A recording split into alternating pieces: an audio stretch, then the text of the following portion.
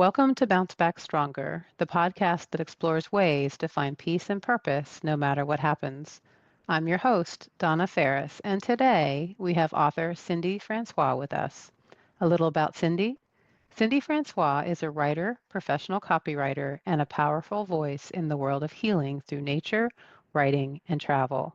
Just 6 weeks after marrying her best friend of 10 years, she faced the unimaginable, becoming a young widow after a husband's unexpected passing. In the wake of this profound loss, Cyndi chose to start over, embarking on a life-changing 45,000-mile road trip across national parks, which led to her memoir, Traveling Through Grief, which I loved. Cyndi, thank you so much for being on the podcast. It's so good to get this chance to speak with you. Thank you so much, Donna, for having me. I'm so excited to talk to you today. Yeah, we were just saying a little bit before we started. It's a weird kind of special place or special club that I don't want to be a part of. Losing someone we love so quickly, and we wrote about it, and we wrote our way out of it, I think is probably fair.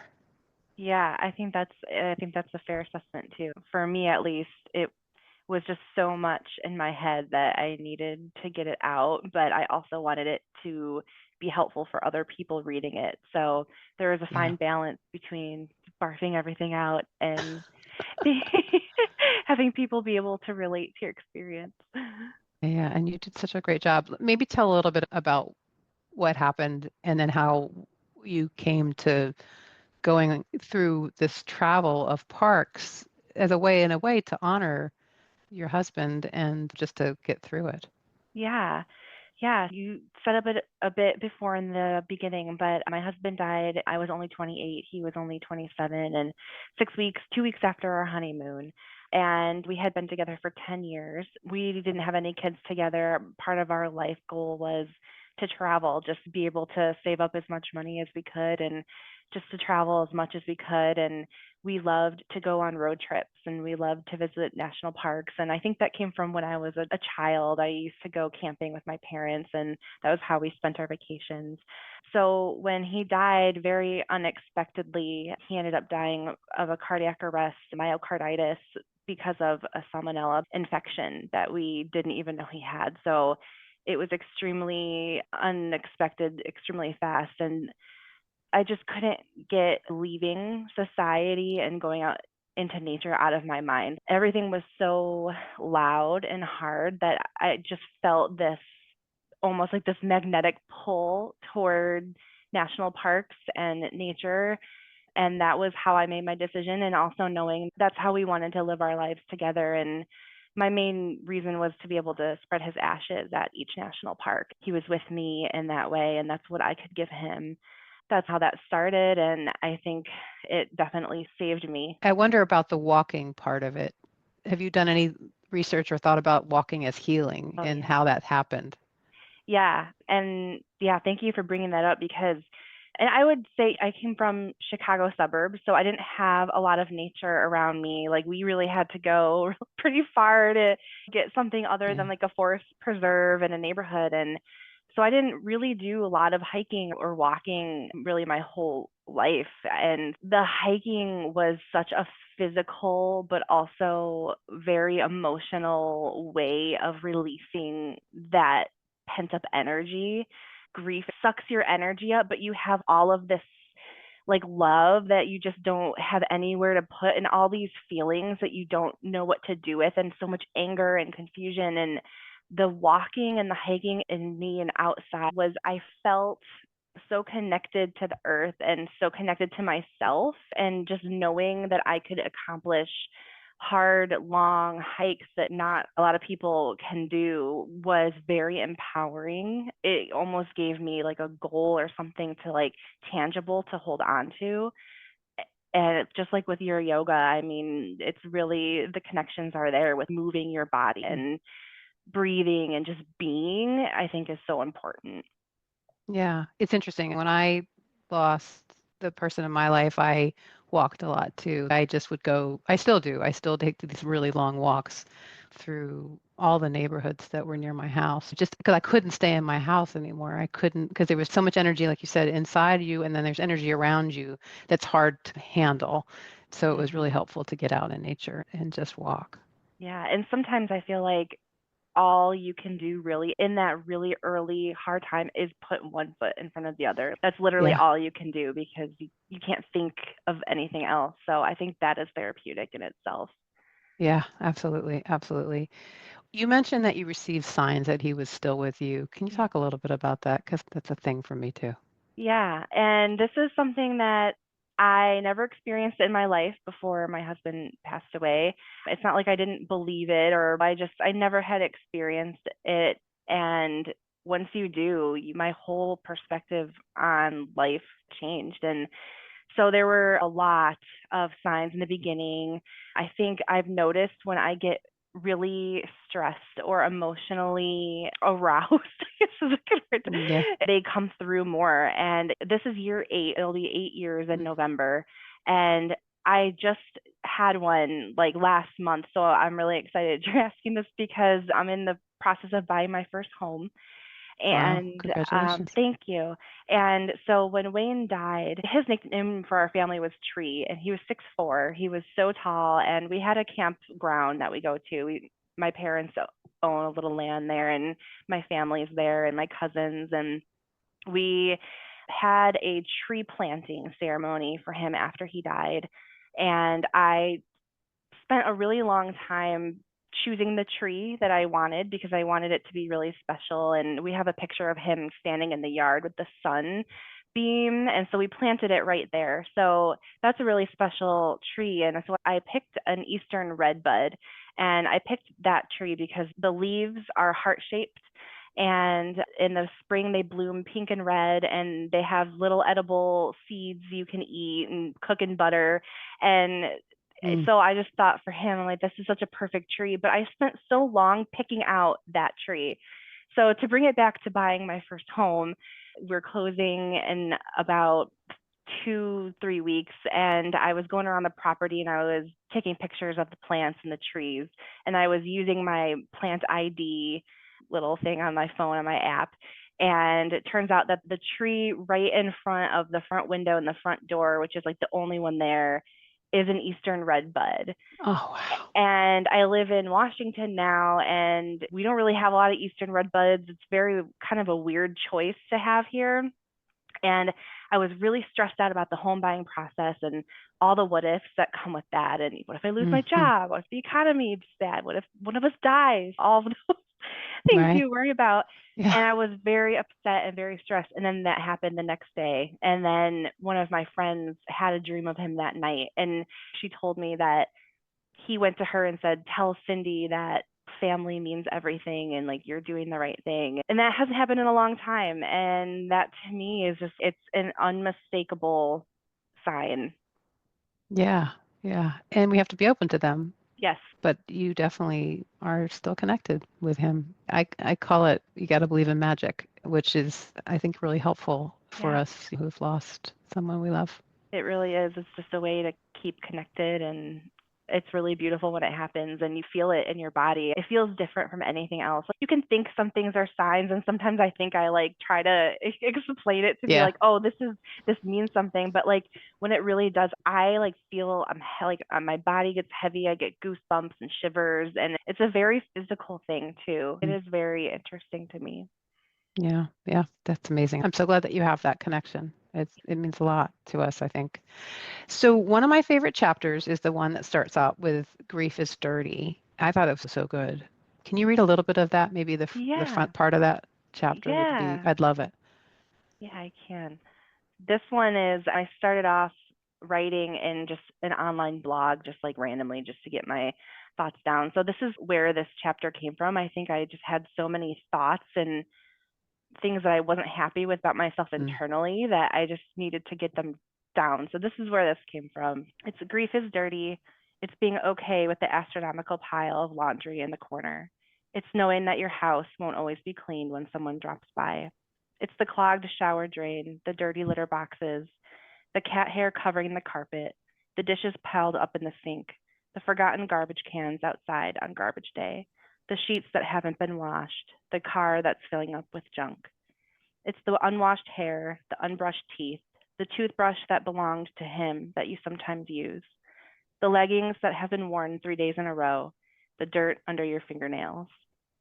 And I go on to say grief is lazy and grief is awkward and grief is fear and I'm lonely, and I list all of the things that you don't really realize what grief is until you go through it, and that it's all of these million things built up into one horrible mess that Yeah. makes you feel a certain way about yourself when you let things go, when you used to be on top of things, or you maybe not had any trouble doing certain tasks, but now they're just not important, so they fall away, and you learn to accept that and be okay with those things. Yeah, and it shows you the difference of the old you and the new you. I Yes. think there's this chasm that kind of happens. Yeah, it's so well done. That is such a great chapter. Well, thank It's really you. good. I think, yeah, a lot of people can, no matter who they've lost, you can relate to a lot of those feelings. Yeah, yeah, it was just so well done. Let's turn to the parks a little bit. So, how many parks did you visit? And of those, what would be your top five that we should visit? I think is something that I'm interested in too. Yeah, so I ended up hitting on the road trip. I believe I ended up at 44. I gotta look. I think I please You remember think it's on the the, back. Maybe it's on the yeah, back. 47. Yes, 47 on that one trip. And so there's 63, I believe, and every park has its own its own charm. I've been to a few parks outside of the trip. They recently made St. Louis Arch a park, and so things that I've been through when I was a kid. But I think when I think about my favorite traits that a park has, it's diversity. So Hmm. my top number one is Olympic National Park in Washington, and to where I moved to because I loved it so much, because it has a rainforest, it has the ocean, it has the mountains, it has creeks and streams and wildlife and tide pools, and you could never get bored there. And there's Hmm. just so much to do. So I would definitely say that's my number one. And then going down the list, I would say a lot of the ones in Alaska are so Yeah. wonderful, and I like them the best because there's not anyone there. There's no people there, so you actually feel like you are alone. And I think Lake Clark National Park, for me, getting to go in one of those small airplanes and land on a crystal teal blue lake with like bears just walking on the shore, It's like, so great. yeah, that just couldn't be beat. I just love that so much. And of course the Utah parks are incredible, so it's hard to pick, truly. But you did. You picked some. That's Yeah. good. And I was wondering if it was going to be Alaska because those chapters were just intriguing. Yeah. It's a place I want to go. Oh, it's so beautiful in every season. It's like the perfect. I would recommend going in September, but Yeah. anytime you could go there, it's amazing.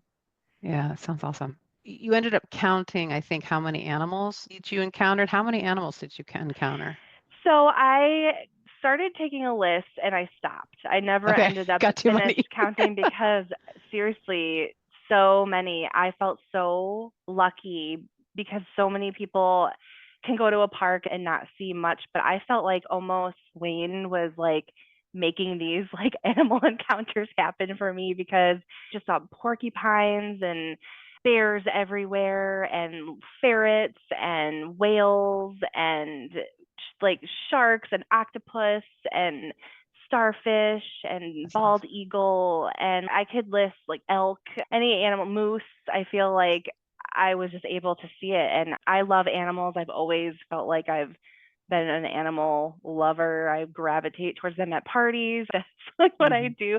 And so for me, that was one of the most comforting and exciting things on the trip, was seeing them and being close to the wildlife, like seeing sea otters swim underneath you on a bridge on a trail. You can't beat that.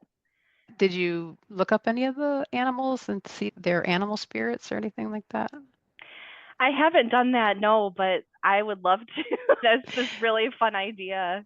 Yeah, it's a great thing to do. You can just Google them. And I actually Googled orca whales, which were your favorite, and they're a powerful symbol of family, protection, travel, and community, often seen as a messenger from the spiritual realm, guiding and protecting those on Earth. So I think you were set on seeing an orca whale, and it's like you knew that it was some way to connect. I thought that was pretty I cool. feel like I'm like tearing up right now too Yeah. because the orcas, they were such a big theme to my life and this trip. And even after moving out to Washington, I can drive 5 minutes and get an alert on my phone that says, "Hey, the orca whales are in the area," and I can go down to the bay and go on a pier and I can just watch them from the land.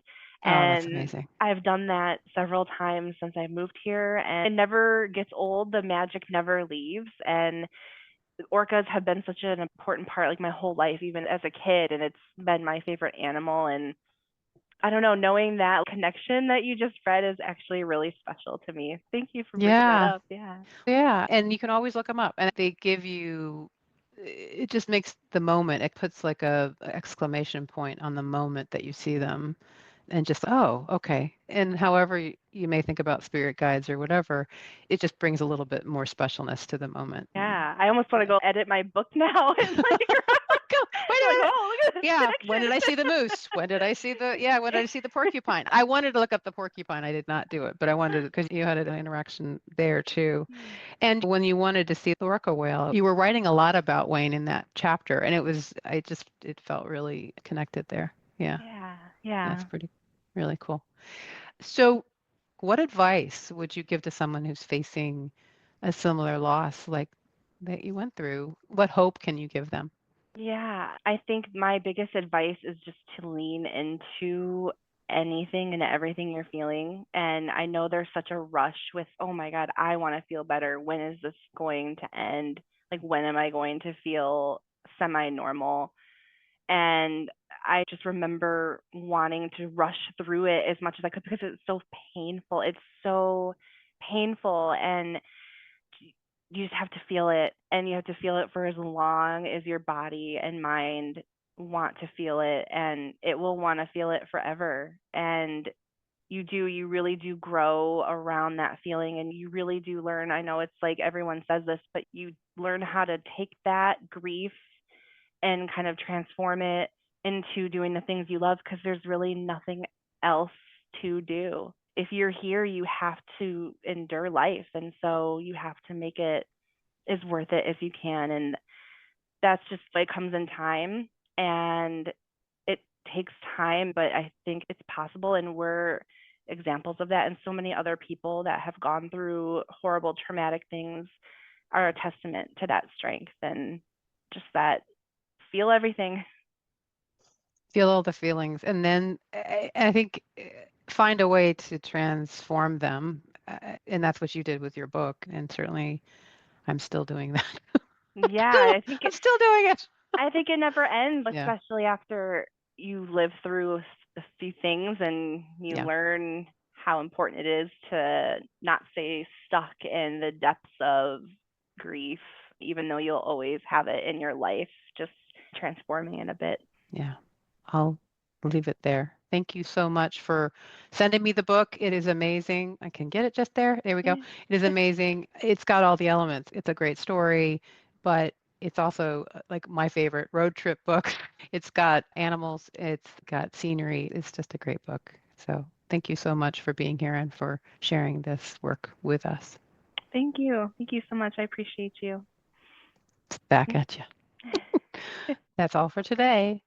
If you're interested in learning more about Cyndi and her book, those links will be in the show notes. Thank you so much for listening. I hope this episode was helpful. If it was, please subscribe, drop a review, or share it with your friends and family. That's the best way to get it in the hands of those who may benefit. And if my daughters Sienna and Sylvie are listening, I just want you to know how proud I am of you. And I love you so much. Bye now.